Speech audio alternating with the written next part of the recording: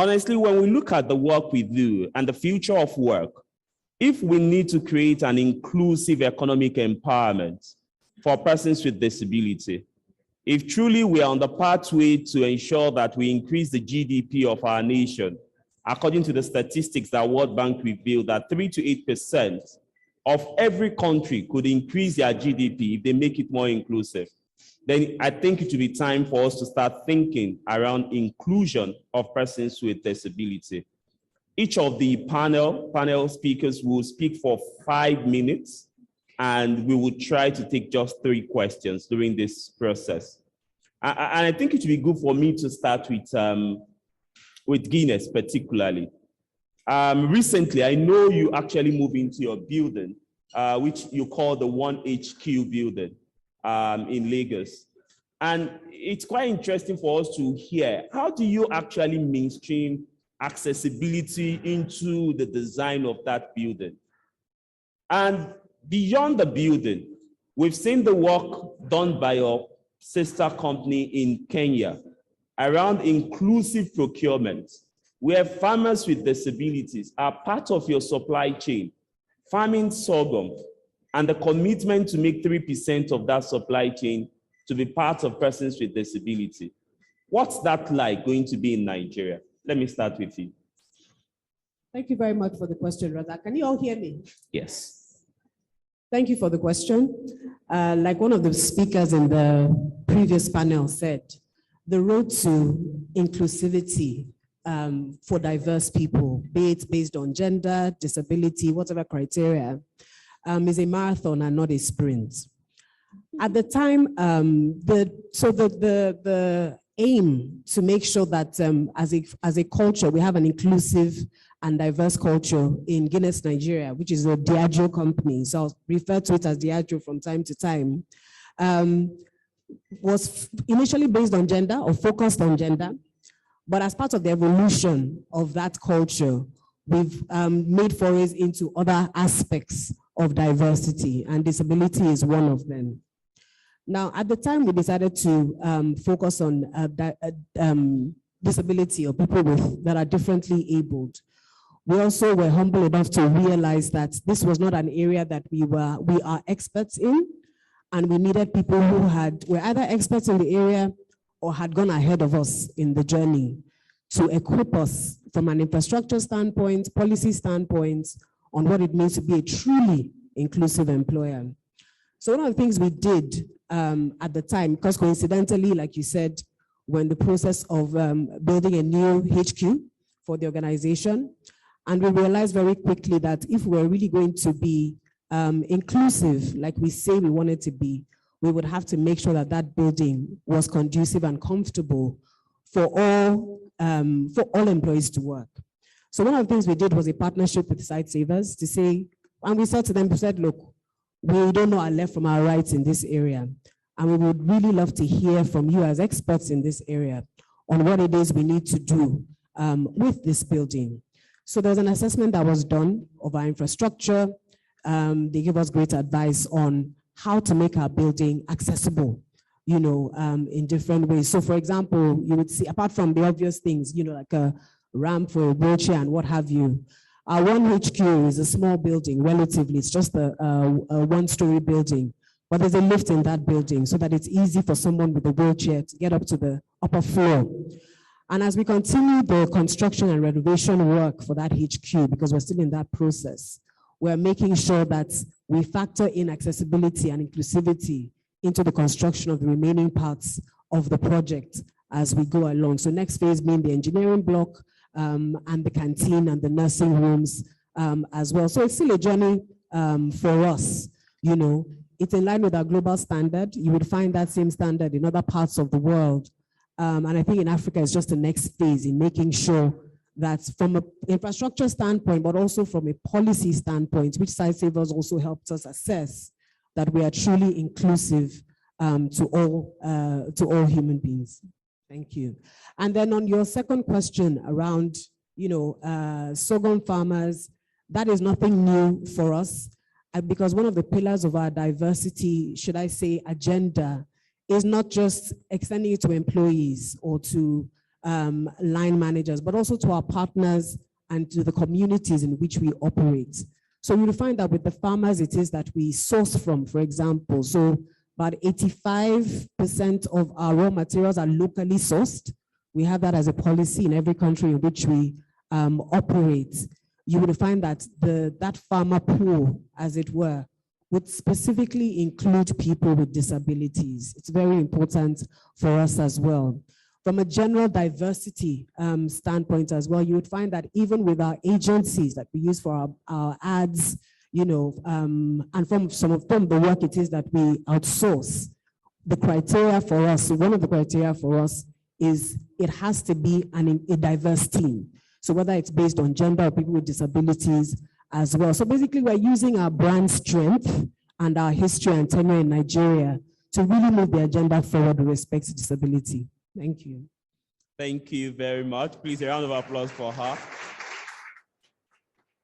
I think the key point there is pretty clear in the sense that it's a journey. I like that component a lot. Yes, some people are disability committed. Some people have actually attained what we call disability confidence. And for some people, they are already going to the next phase, which is more of what we call disability leaders.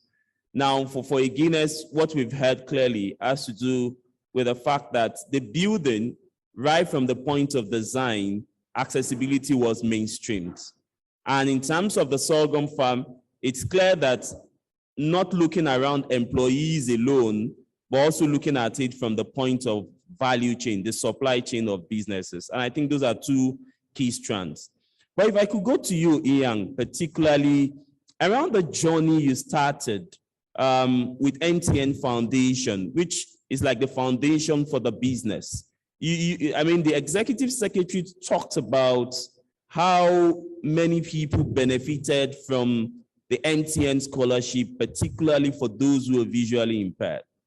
What are you seeing in terms of the impact of that on the business? How is that affecting the economic empowerment ecosystem in Nigeria? And taking that forward, what are the challenges you've encountered with such kind of programs?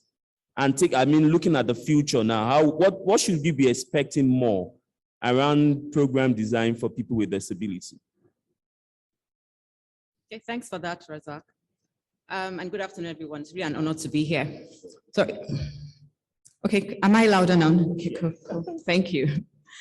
So good afternoon, everyone. Really an honor to be here. Thanks for that, Razak. For us in MTN, it's the way we've taken this journey is really a systematic program. Perhaps at this point, I would say it's a two-pronged approach, and will continue to evolve.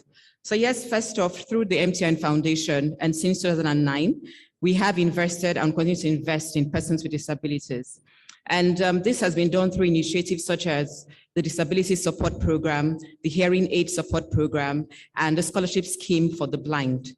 And through these programs, we have provided tools, to persons with disabilities, ranging from wheelchairs, guide canes, hearing aids, braille machines and the likes, and of course as well funding. And all of this has benefited over 20,800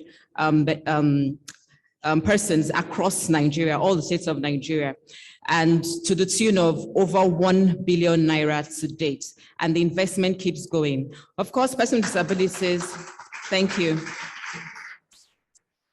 And yes, persons with disabilities has a big chunk of the MTN Foundation's budget.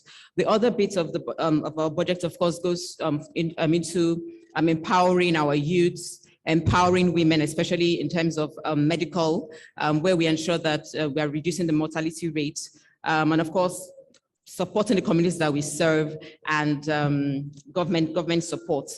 But in terms of challenges, looking at our program design currently, the one part I would think we probably need to look into, and we're still looking for some kind of advice, because we are kind of stuck.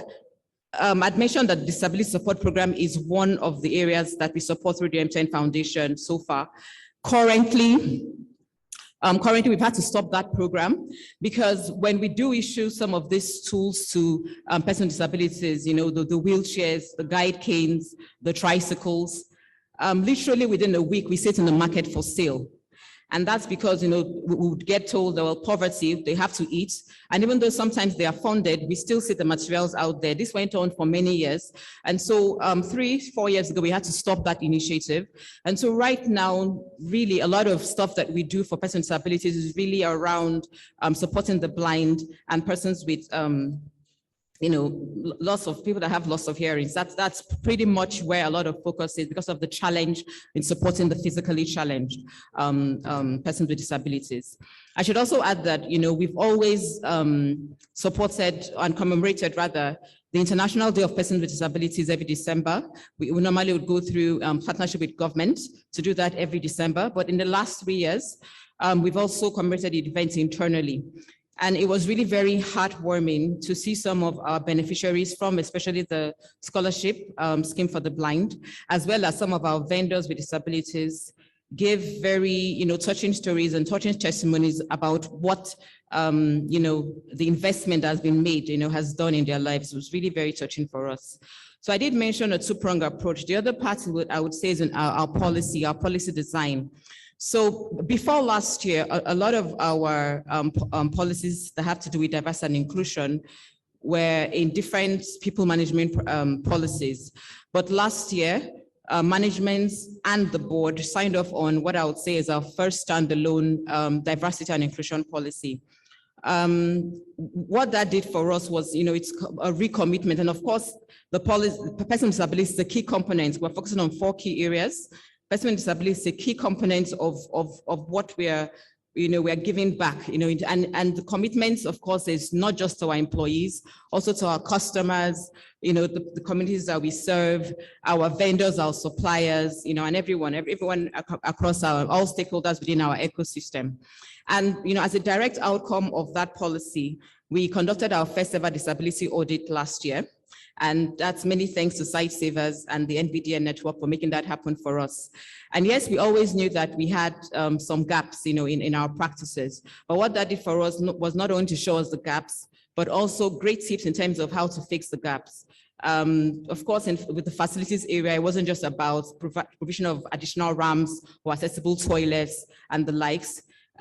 For me personally, what I think stood out was, you know, those, what we say, little things. So as an example, you know, as MCM, we're trying to ensure that, you know, we have enough fun as we have enough work. So a number of our offices have snooker boards as an example. And through that audit to be told that, look, you can't just put a snooker board, you know, in a place that is nice to have because you've made that place inaccessible by doing that, was really a real eye opener for us from the facilities point of view. Of course, through a vendor selection point of view, yes, I mentioned that we recognize persons with disabilities that are vendors in December, but that was, I mean, if I must say, it was, we kind of got to that point ad hoc. There was no deliberate measure to ensure that we do have vendors that are persons with disabilities, but we now have a framework in place to ensure that that happens, knowing, you know, what that would do in terms of benefiting the national economy. Of course, also, we're also looking into our communication, and I think Dr. Adebayo spoke to that as well, how important that is. To move away from 100% written communication material to deploying all sorts of communications, at least a lot of more audio communications going out to the business going forward. And we'll take, you know, that's one step, we'll take it a step at a time. Of course, a lot of people management practice as well, in terms of the bouquet, so our reasonable accommodation, in terms of resourcing, and I want to again thank the partnership with Sightsavers and the NVDN for where we are today in terms of resourcing, and we can only hope that, you know, we improve on that even further before the end of the year. And of course, training, and again, Dr. Adebayo spoke to that. I think that's probably the biggest challenge for us, is in creating the awareness in the organization, because there's, of course, you know, still the perception, still that ignorance level. And we believe that if we break that barrier, then, you know, every other thing will be layered on that. So again, in summary, really for us, it's a systematic approach. That's how we want to deal with it. We do know it's a journey, but it's a journey that we're excited to be a part of. And, you know, we'll take each step at a time. Hopefully, we'll continue to make a difference as MCN. Thank you. Thank you very much. Thank you, thank you. Clearly, the word systematic came out like 2 or 3 times. Yeah, around the need to ensure that they're looking at it from both the business, the foundation, and the supply chain. There are some key points there. 1 billion spent so far on more than 20,800 people with disabilities. The point that they have a new diversity and inclusion policy, am I right? Yep. And the fact that they are now recognizing the need to have a systematic framework for capturing vendors with disabilities and looking at the ripple effect of that on the economy. I think that sounds good. But if I could come to the third panelist, many years back, Standard Chartered Bank has this program called Seeing is Believing. That's rounded up some years back after the target has been achieved. Currently, is the Future Makers program, looking at the future and looking at how the need for persons with disability to be there. I think it might be worth listening to you to tell us what tracked that, the need for inclusion within the Future Makers. The second point I really want Omola to speak to is that recently we see you moving from the approach of we are not just asking customers with disability to be part of us. We want our frontline workers, our securities, our customer care to know better how to manage people with disability. What's that doing currently for the business? Are you seeing more people with disability trying to embrace that? Is that changing the culture within the business? Maybe let's listen to that. Thank you very much, Razak, and good afternoon to everyone. Good afternoon. So I work for Standard Chartered Bank. We are a global financial institution. We're in about 60 markets.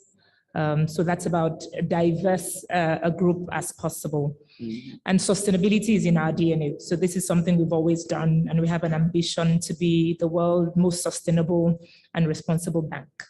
So the concept or the conversations around inclusion is a big part of what we actually stand for as an institution. So you did mention SightSaver, Seeing is Believing, which is a retired program that we had. It was in partnership with the International Agency for Prevention of Blindness. And this program was retired in 2018. There was a goal to raise $100 million globally, which was a combination of fundraising and match funding by the bank. And it was to do things around surgery for restoration of sight, prevention, treatments and interventions, and then training of health workers. Now that goal was achieved about 2 years ahead of time, so that has been retired. But over the years, we keep looking for new ways and progressive ways of continuing to include. For us, one of our bold stands as an institution is lifting participation. And we have emphasis around women, young girls, and people from low-income communities. And that's where the conversation around Future Makers comes in. So that's a program we started 2019, officially started. I mean, you have it's a global initiative, which then gets devolved into each of the markets where we are. So in Nigeria, officially started in 2019. Around the pillars of education, entrepreneurship, and employability, largely targeted at young entrepreneurs, right? To lift them up and get them to be sustainable, be able to support themselves and actually contribute to the economy and the communities that they are in. Now, so what we've done with this is largely in partnership with, so for that particular program, we're in partnership with Fit Foundation there. And it's targeted about, I think, up to 200,000 young people, entrepreneurs. The first phase of the program was where we did the business recovery program. That was done during the COVID period. So where you had young entrepreneurs who got into problems during the COVID program, through training, through counseling, through all sorts of things to help them restart their business and get back into productivity. That was done. The second phase now that we're running is the Aspiring Entrepreneurs Program, also targeted at young entrepreneurs to help them scale up. And like we said, the partnerships helps so it's one thing to design a program. It's another thing to execute and actually implement. So getting the right partners to help in that implementation, it's a big part of what it is that we do. And each of the markets where we are, we look for the right set of people to help in that space. As we found out, I mean, across Nigeria, we found out a lot of young entrepreneurs are living with some form of disability, which actually puts them as a further disadvantage apart from being in this economy. So with Faith Foundation and some NGOs that help with training, we do training for them. We do in terms of mentoring, in terms of coaching, in terms of advisory to help them scale up their business and become self-sufficient. Now, in addition to the partnerships with external parties, it's a big piece of it for us is employee volunteering initiatives, where the employees of the institution themselves they have a stake in, making sure the programs work and making an impact in that community. So for instance, right now we have something going on with Faith Foundation where we are training, employees of Standard Chartered Bank who have an interest in knowing how to relate with people with disability, how to mentor them, how to coach them, what kind of advisory they would require, just so that they can be self-sufficient, and take the business forward. So that's a big part of what we do. And the employee volunteering piece is really an important piece of it for us. We also have another program called GO. Now with GO, it's young persons, largely. I think we started in 2010. And between then and now, in Nigeria alone, we've targeted over 200,000 young girls in that space. Focus on financial literacy, sex and health, education, mental wellness, and career counseling, right? To build them up, and these people have gone through from 2010 till date.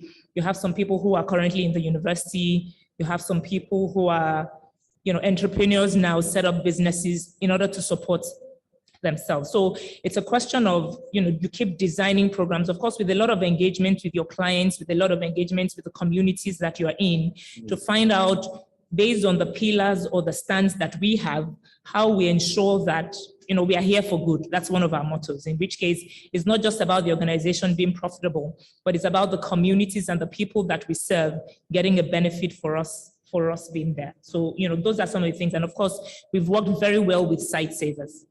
Now, I think your second question has to do with training frontline staff. Mm-hmm. Now, you come up with, good designs, you come up with good, programs and all of that. If you don't have the people who are going to execute, understand how to make those connections, then, it then falls flat on its face. And so a lot of it for us is training and awareness of staff, of employees, in terms of what is a disability in itself? How do you recognize disabilities, visible and non-visible disabilities? We've just gone through the COVID, the pandemic that has happened over the last, 2-3 years. And one big thing that has come out is the question of even mental wellness, mental health, the impact it's had on people. We've then gone through training of our staff who go for professional training to be, what we call mental first aiders. So the same way you have, the normal first aiders who see a problem and can immediately diagnose it. You then have people who are trained as mental first aiders, colleagues that are with you in the organization. They see somebody acting out and they're able to kind of do a first step intervention before you then get into the professional part of it. Now, on a yearly basis, we have a diversity and inclusion council. Disability is one of the pieces there. It's an employee resource group, and that's one of the ones where I lead. And on a yearly basis, you come up with a plan for the year to say, what are we focusing on this year? How do we intend to make impact this year? This is assessed on a quarterly basis and report is given, and then you see where are gaps, and then you know what it is you need to do better. So one of the things we thought of this year is, so we've done a number of work with accessibility of the building, wheelchair access in the bathrooms or in the restrooms, the ramps, the ATMs have been moved from inside outside so that, and then it has this Braille enabled, the level so that people with wheelchair access. The next question was, okay, so we did something in terms of teaching. So the first people you see when you come into the building will probably be the security guards or the people at the front office. So if they do see somebody with a disability who is visually impaired, or who is hearing impaired, how do they relate? And so we started the training on sign language. So we started basic sign language training for the front office staff. And then, so on a quarterly basis, on a regular basis, we will do the training repeatedly. And the idea is, it's not enough to just put the sticker there that you have, you can park here for a wheelchair or somebody with disability. Is that when you do come in, how are you treated? What is that first impression that you get? And is it the right one such that you are willing, to continue to engage with the institution? And this goes for employees, it goes for clients, it goes for customers, and even suppliers that we deal with on a regular basis. Thank you very much. Thank you very much. It's clear that the organization seems to be working on changing the practice from the severe sign language interpretation for frontline workers. Also, she talked about how the Seeing is Believing was achieved 2 years ahead because of the kind of collaboration they have with the right sets of organizations, which means that if we are designing our programs, it's very important that we collaborate with the right set of organizations who could help us drive the message and help us achieve the target jointly together. And I think she also talked about the Future Makers program, how they're using the employees of the bank to mentor entrepreneurs including entrepreneurs with disability. And I think that's going to have a large scale impact on the economy of people with disability and the contribution to the GDP at large. I think the panelists have really done well, but at this moment, maybe we should just take 2 or 3 questions. And I think maybe Shola should help with that. Just 2 or 3, and please 1 minute each. 1 minute each, I would appreciate that. Shola, please. If you have questions, just raise your hand. Thank you very much. My name is Shwetan Bayomi from Wheelchair Dreams Enterprise. I want to commend all the panelists, especially MTN. I benefited from the disability support program in 2015. I still use my wheelchair, although it's falling apart. Considering, I was disheartening to hear, it's disheartening to hear that many of our beneficiaries are selling their equipment in the market. I would like to sell a solution to MTN. Whether you pay me or not, I'll give it to you. Why don't you liaise with the Federal Medical Center all over the nation and let's say leave like 100 equipment there every year in terms of white cane, wheelchairs, tricycles. So whenever persons with disability are coming to collect those things, they can, drop their used one, the faulty ones, with the people distributing it there and collect the new ones with their address and phone numbers where they will be told that these items will be monitored and checked to see how they are using it. And they may even get more opportunities in terms of getting, I don't know, but you understand where I'm going. The second thing is this. I am a shareholder. Yeah, I'm a shareholder in MTN. I bought 100 units. I got my 154 Naira dividend. So I want to add that I heard that MTN is going into fintech now. I mean, they're trying to become a financial institution. I would like MTN to consider giving special loans to persons with disabilities in business. I'm here today because of Mr. Razak Adekoya.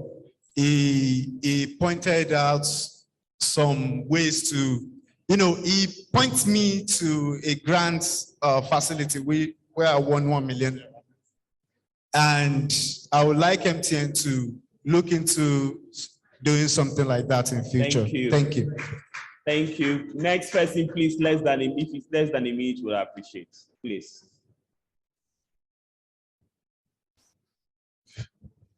Okay, good afternoon, everyone. Well, standing on existing protocols such as they are. My name is Okpeolu Akinola, and I am a managing partner of Access Tech Innovation. So I deal with assistive technology, and I answer the question of how, when people think how we engage persons with disabilities, we employ them, how do they do the work? So I teach the skills and I provide the equipment for persons with disabilities in productivity, education, and general participation in society. Anyway, my contribution, I want to ask two questions. I listened to the panelists and they did a very good job. But firstly, I never had procurement. There's a very strong impact when procurement processes are also disability sensitive. So we heard about vendors with disabilities from MTN. I think MTN said something about that. But I think the step forward on that again is how many of our suppliers, our contractors are disability sensitive. It should be one of the procurement requirements. When that happens, then the impact of disability awareness gets, it's like you're making people realize that you cannot ignore disability. And that will have a very strong effect. The second one is, was it Starter Chatter I was listening to? Yes, they talked about programs and they mentioned disability as if disability was supposed to be kind of a different arrangement from mainstream programs. Yes, it should be as an intervention. But again, I think another thing we should consider, I don't know whether any organization has thought of this, that in organizing your programs and getting beneficiaries, even in mainstream programs, please let there be data capturing on disability participation. That way, it will help to know how many persons with disabilities are actually trying to participate. If they didn't succeed in doing so, what are the things that stop them and all that? Because we can sit here and do these theories, but really, the taste of any pudding is in the eating. Thank you. Thank you very much.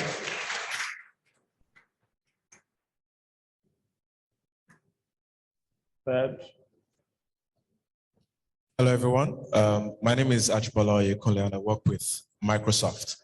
As Ms. Opalaya spoke, something struck me because everyone spoke very well, but she's the one person that doesn't work in human resources. And it was delightful for me to realize that. And the question that came to me is, this is the Business Disability Network. What are the barriers to getting business leaders, CEOs, to participate in these conversations more actively and with a lot more knowledge that Ms. Opalaya has demonstrated? Because my experience is some initiatives get relegated to HR, and HR doesn't always have enough clout to push them through. That's the first thing. The second thing I noticed is a good chunk of the members of the network are multinationals, which means that some of them, from the US or the UK have obligations, to report disability, and they've just carried it to the rest of the world. What are the barriers in getting more local business leaders to buy into this vision? So I'll just throw that open. Thank you. Thank you. And that would be the last question we'll take for this session. Maybe I should start from my left. I'll allow each of the panelists to speak for 2 minutes. Ian, do you want to respond? Yes, please. I would respond to, I think, the talk on the vendor selection and making sure that, it's in the design of the program. I think that was the second question. Like I said, in MTN, we try to ensure that, our responses for disability inclusion is systematic. And so to ensure that it's not ad hoc anymore, the reason vendor selection is now, something that we're taking forward is because it's on. It hasn't yet been signed off, but it's actually a policy review to ensure that we give consideration to persons with disabilities that are vendors. And so it's going to be a systematic process where there are special considerations to ensure that as we select vendors for whatever we're doing, and so it is not just about vendor selection for as an example, the procurement of wheelchairs. No, it's about vendor selection, period. And so that's going to be part of our policy going forward. And so that will be addressed in that light. All right, thank you very much. I think I would respond briefly a bit on the question that Jibola asked around how do we ensure local businesses. You are absolutely right. Access Bank and maybe few are the only national indigenous company in the network. But I think I wish Sormidayo is here from Unilever, who heads the advocacy committee for the network. I think there's a plan in place to drive more national organizations to join. But I know you are one of the champions, and I think it's a gradual thing. It's a journey. Perhaps with more conferences like this, we can get more local organizations to join. But I'll allow Ayodeji to respond to the question around leadership, and then pass it back to Omolola to do the last part, because I know once upon a time, your approach was more of getting your leadership first before even going to the business on this. What's it like? Okay, and I think it ties very closely to Jibola's question. I believe it was Jibola that asked the question around, the multinationals, taking the lead or being further ahead in the journey. I think it just speaks to what the tone at the top is, basically. So you find that typically with a lot of multinationals, not all of them, the tone at the top is already there in terms of globally, this is our policy. Because remember, typically you're talking about countries who are a lot further ahead in the disability inclusion journey, not just in terms of hiring people with disabilities, but also in terms of the economic empowerments that people with disabilities have in those societies. So because they are more economically empowered, typically in those societies, they are able to contribute more to the growth and development of those countries. And therefore, there's a louder voice around why shouldn't they have more of a space, right, in the corporate world or in the employment space. So basically, you find that the multinational angle helps to drive that locally, because you know that this is the message that is coming, well, basically from the top. And not all multinationals have the, drive it down, it's mandatory mandates. If I think about Guinness Nigeria, for example, it's more along the lines of, this is the framework, this is the agenda, this is what we want, but we're also relying on you, your local expertise, to localize this for your organization and for your country, and which is what we have done. So there was nothing saying, oh, it has to be Site Savers, for example, or XYZ organization that you partner with. It was left to us to say, how do you make this a reality, right, in your market in a way that works for you? And they've come to realize that, like I said earlier, it's a marathon and not a sprint. And some of us are further along behind in the marathon than others, which is where, unfortunately, a lot of local companies find themselves compared to the multinationals. So because of that, should I say tone at the top, or that influence, then leadership buy-in is, I would say, easier, but not complete. And what I mean by that is that it's very easy to just go along with something because, well, this is the directive from HQ, right? But for us, it was also very important for people, or for our leaders, to really own the disability agenda and drive it like it was something coming from their own. In other words, helping them develop a personal conviction around the need to empower people with disabilities. It was slightly easier for Guinness Nigeria because we've been here for 72 years. And Guinness Nigeria set up one of the first eye hospitals in Nigeria, which was really targeted around not just quality eye care, but with people with visual impairments and disabilities as well. And so far, they set up 3 at the moment. So that, should I say that need or that desire to contribute to the economic empowerment of people with disabilities has been there for quite a while. In addition to another program we have called Plan W, which provides training and seed funding to women, typically in impoverished areas, but specifically targeted at women with disabilities so that they can contribute to society. So at the time, we decided to bring it in-house because that was now a focus area for the organization. It was a bit easier to do. So specifically to your question or to the comment you raised, Razak, around, yes, we wanted to start with the leadership.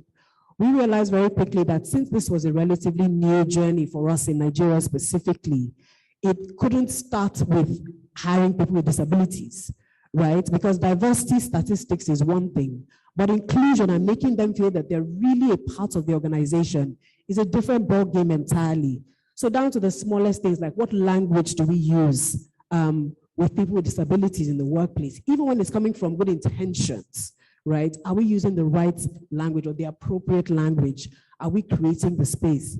So the panelists on your right spoke, for example, about where you put a pool table in the office, right? And that was an eye-opener even for me with that comment, because you do have to be sensitive to things like that. So for us, a big part of that agenda is how do we make sure that when we do have more people with disabilities in the organization, how do we make them feel included in the organization, right? So we started with sensitization sessions for our line managers. You know, we got Site Savers to do that for us, starting with the line managers as custodians of our culture, and then the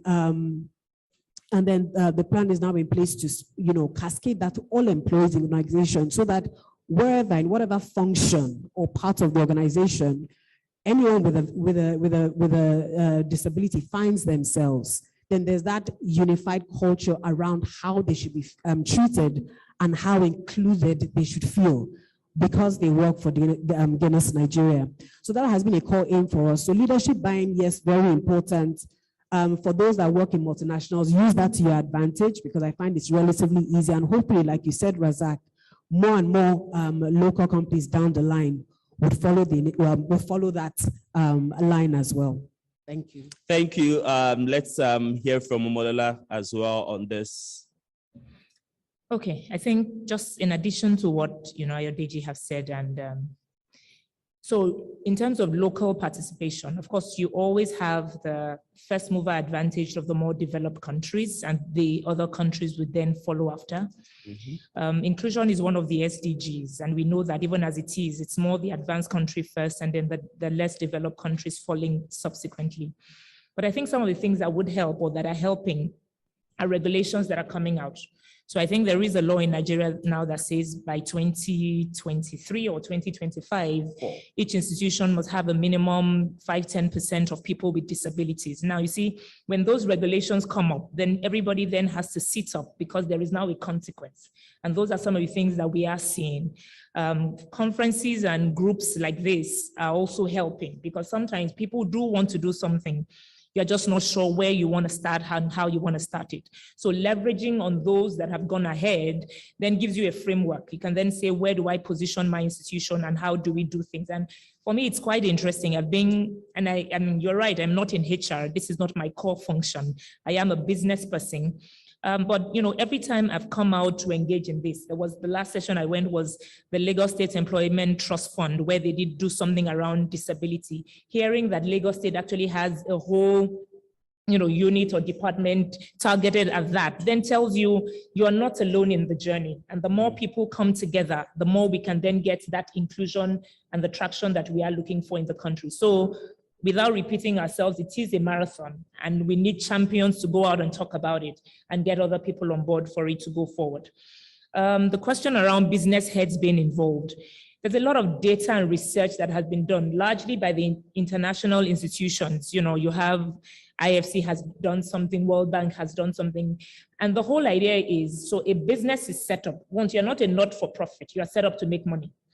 It's being able to communicate that actually including people with disability can become a very profitable or sustainable thing for your business, and getting people to recognize that. We've talked about here how you have people with disability who are a bit more creative, they are thinking in different ways, they can actually contribute. When that data is shared, people then feel a stake. You can see a stake, why I want to be included in that for things to move. Now, the other thing I want to say is, for me, you are who you are. You work in an institution, and that's just one part of you. But you are a person who has family, friends, relatives who could be living with disability. And so it's also that ability to take the knowledge that we gain from this kind of places and take it back to our environment. And then we become the champions. Before, as somebody said, you find out you have a friend who has a child, who the child never comes out because the child is living one disability or the other. Now the world has advanced, the conversations can happen. You can actually get these people to be productive.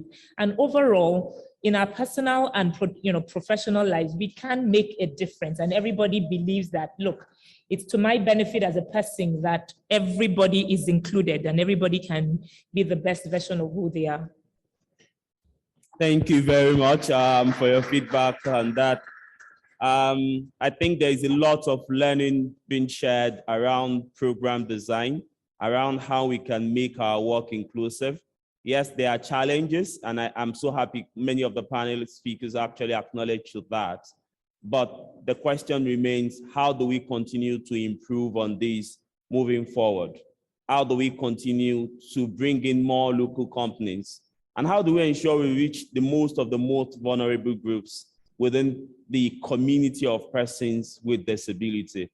It's going to take a while. It's a journey, but I think we can all contribute to that journey as long as we continue to realize my own approach, which is that we are not longer in the era of there is ability in disability. Nobody pay you for your ability. No investment is interested in your ability, but your productivity, right? And if that's the situation, I think the panelists have put a icing in the cake around the productivity. And I think maybe we should all go home and start thinking about the statement that there is productivity in what? Disability. So can we all say it together? There is productivity in disability. Once again, thanks to all the panel speakers. A round of applause. Thank you so much. Thank you.